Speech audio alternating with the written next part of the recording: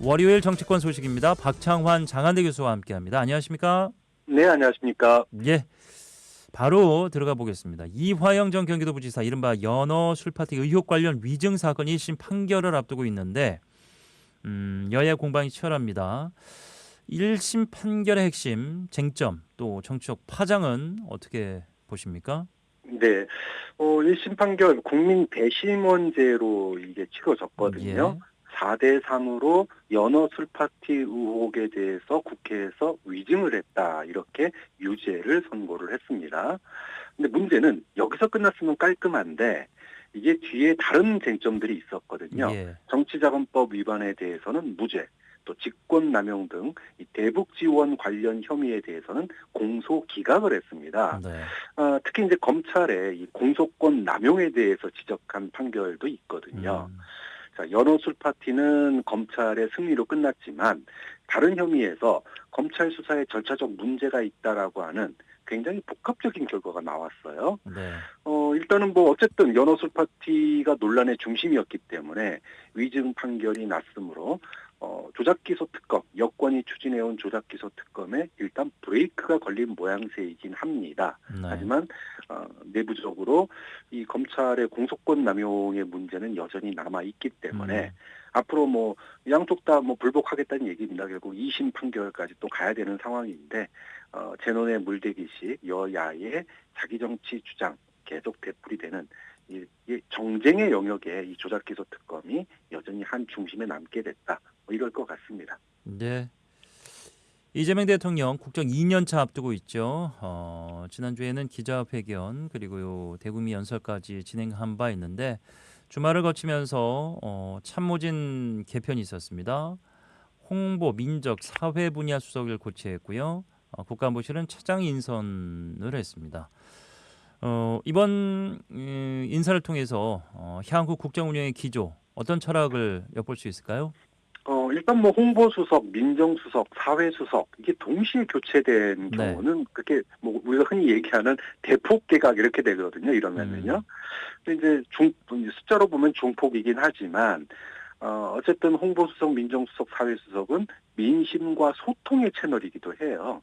그러니까 지방선거 이후에 여권 지지율 하락의 위기의식이 이런 민심과 소통 강화라고 하는 수석 교체 쪽으로 풀어나는 거 아닌가 이렇게 해석이 되고요.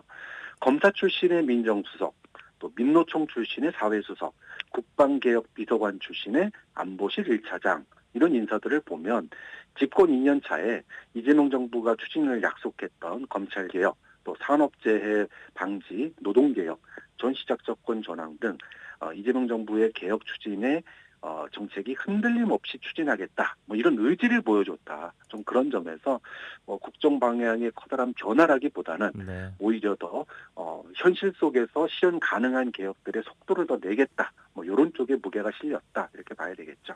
예. 자, 다음 수순으로 이제 개각이 이어질 텐데, 이재명 대통령은 성과와 실행력을 계속해서 강조하고 있습니다. 이 철학이 반영이 된 인선이 있을 것인지, 국민들에게 보내려는 메시지도 어떻게 포함이 될 것인지 궁금해지네요. 네. 뭐 참모진 개각이 뭐 분위기 쇄신용 개각의 성격이 좀 강했습니다. 예, 근데 이제 한성수 국무총리 후보자 이제 조만간 국회에서 통과가 될 텐데 네, 현재 공석인 자리가 이제 중소벤처기업부 장관 한 자리가 있죠. 이걸 포함해서 최소 중폭 개각은 되지 않겠느냐. 분위기 전환용 개각은 필요하다. 뭐 이런 전망입니다. 이재명 정부가 그동안 이재명 대통령이 피부에 와닿을 수 있는 개혁 추진 이거 굉장히 강조했거든요. 예, 그러다 보면은 뭐 보건복지부라든지 몇 개 부처의 개각이 이루어질 거다. 그래서 개혁 추진의 동력으로 삼는 그런 개각이 이루어질 가능성이 굉장히 높아 보입니다. 네. 국힘에서는 뭐 국면 전환용이다 이렇게 비판을 했는데, 더 큰 뭐 경제, 외교, 안보까지 포함시켜라라고 덧붙이기도 했습니다. 어떻게 보셨어요? 이 주장에 뭐 대해서? 경제 외교안보의 뭐 전면 국정 전환 이건 네. 뭐 사실 어렵다고 봐야죠. 음, 일단 대통령이 국정 2년차 경제 성장에 포인트를 뒀습니다. 네. 경제 성장에 포인트 두는 거에 대해서 그 누구도 반대하지 않거든요. 예. 특히나 이 대규모 투자 발표가 예정이 돼 있습니다. 곧 이제 발표가 될 텐데 이거를 갖다가 컨트롤할 타워를 지금 바꿀 수 있겠습니까? 또 외교 같은 경우에도 G7 정상회담을 통해서 뭐 트럼프와 부부동반 골프 약속까지 했고 뭐 한반도 평화 기조를 이어가는 이런 정책을 펼쳤는데 여기에 대해서도 국민적 지지가 그렇게 나쁘지 않거든요. 그렇다고 본다면은 뭐 이번 지방선거가 이재명 정부에 대한 심판이니까 경제와 외교 안보 라인을 전면 교체해라. 이런 주장은 좀 먹히기 어렵고요. 네. 오히려 내치에 있어서 뭐 특검이라든지 몇 가지 부분에 있어서 이재명 정부에 대한 견제 카드가 작동했다 이렇게 해석하는 게 맞겠죠. 그렇다고 본다면 소통 강화 또 정치 부분에 있어서의 야당과의 협치 이런 부분에 무게가 실릴 수는 있어도 경제 외교 안보 분야의 전면적인 정책 변화 이거는 국민들이 크게 바라지 않을 것 같습니다. 네.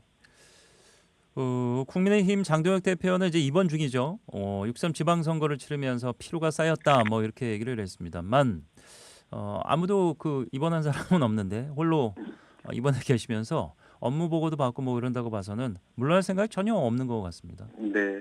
뭐 장동혁 대표 그동안에 뭐 물러나라 이런 리더십 교체 요구 굉장히 많았습니다. 네. 근데 그런 고비 때마다 마치 소나기 피하는 것처럼 뭐 갑자기 단식 농성을 한다던가 갑자기 미국을 방문한다던가 예. 이렇게 좀 해왔는데 이번도 정치권에서는 이거 분위기 전환용 아니냐 피하기식 아니냐 이런 이제 의혹의 눈길이 있습니다.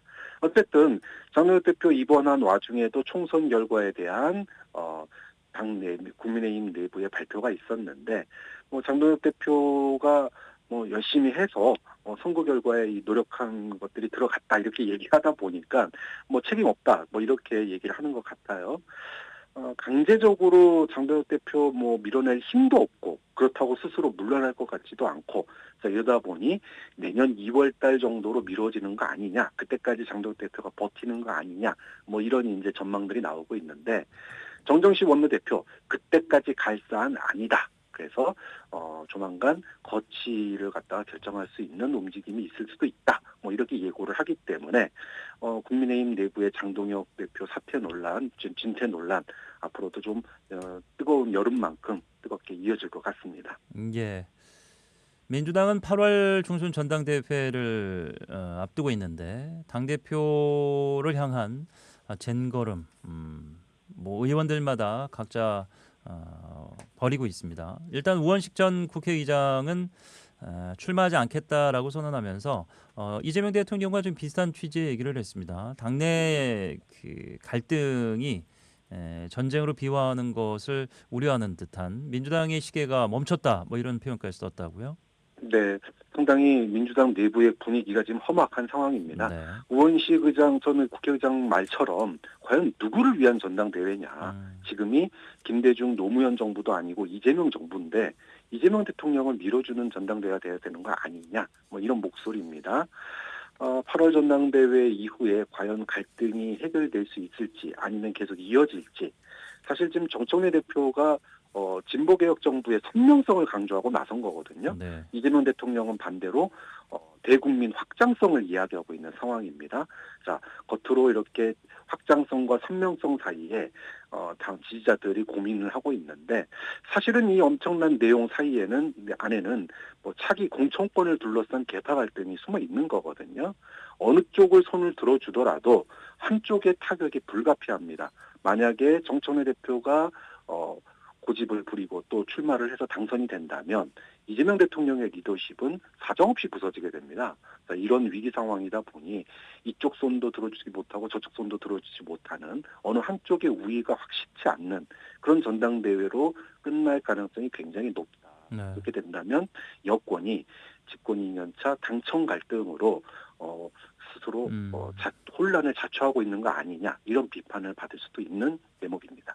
어떻게 보세요? 정청래 대표는 일단 그 공식적인 석상에서는 이재명 대통령을 좀 과하다 싶을 정도로 띄우는 찬양하고 추앙하는 듯한 발언을 하는데 SNS에서 올라오는 글들은 또 살짝 그 의문 부호를 붙이는 그런 내용들이 많거든요. 뭘 생각하고 있는 것 그렇죠. 같아요? 정청래 대표는 뭐 이재명 정부의 성공을 바란다, 네. 위한다 이렇게 얘기를 하는데 현실에서는 나 대통령한테 찍혀서 나 지금 밀려날 지경이야. 뭐 이런 걸 보여주고 싶은 거 아닌가. 예. 사실 그 대통령 귀국길의 90도 폴더 인사 같은 경우에는 마치 한동훈 전 대표가 윤석열 전 대통령에게 쫓겨나기 직전에 90도 인사했던 그 상황을 연상시키는 장면이었거든요. 굉장히 의도된 장면이었다 이런 평가가 많고 결국 정청래 대표가 이재명 대통령을 위하는 길이라고 이야기하지만 예. 사실상 대통령과 각을 세우고 있다 이런 네. 평가가 대부분인 것 같습니다. 저희는 뭐 이제 책임감으로 전해드립니다만 장동혁 대표든 정청래 대표든 참 피곤하네요. 예. 국민들도 비슷하게 느낄 것 같습니다. 오늘 여기까지 듣겠습니다. 고맙습니다. 네, 감사합니다. 박창환 장한대 교수였습니다.